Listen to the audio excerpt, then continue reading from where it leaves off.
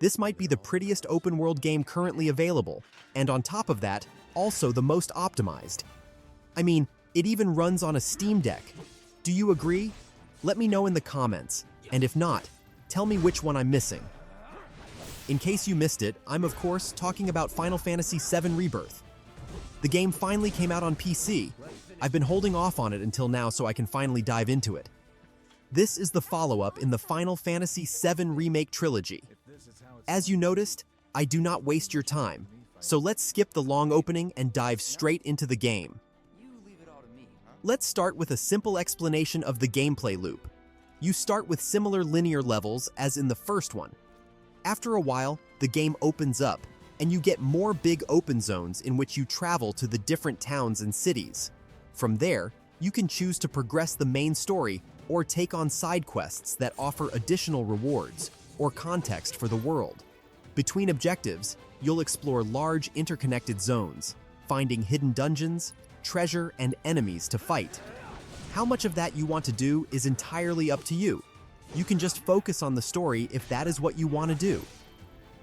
Once tasks are completed, you return to town to restock supplies, upgrade your gear, and prepare for the next leg of the journey.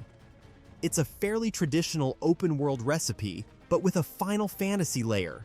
Rebirth picks up right after Final Fantasy VII Remake, following Cloud and his team as they leave Midgar. This moves the largest part of the game to a more open-world setting. There is also now a day-night cycle and dynamic weather. You'll also find optional dungeons, and of course, to make travel easier, you can ride a Chocobo.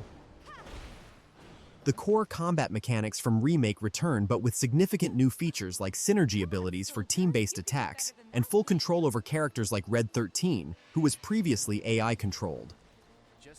If you're jumping in fresh, there's an optional recap at the start to bring you up to speed. The PC version comes with several optimizations, including higher resolutions, better frame rates, ultra-wide monitor support, and faster loading times.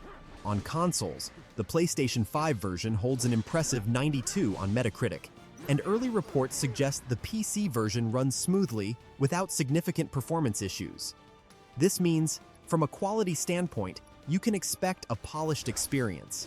The real question isn't whether the game is good, it's whether this type of game is for you.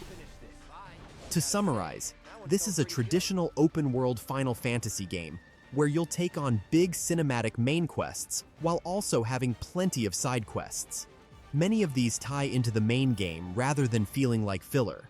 However, the structure is familiar, so if you're tired of that open-world formula, this might not change your mind.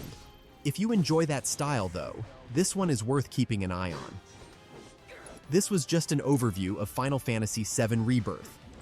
I'll follow up with more videos soon, where I'll share my personal thoughts.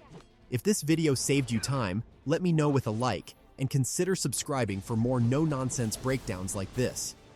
Regardless, thank you for watching, and I hope to see you in the next one.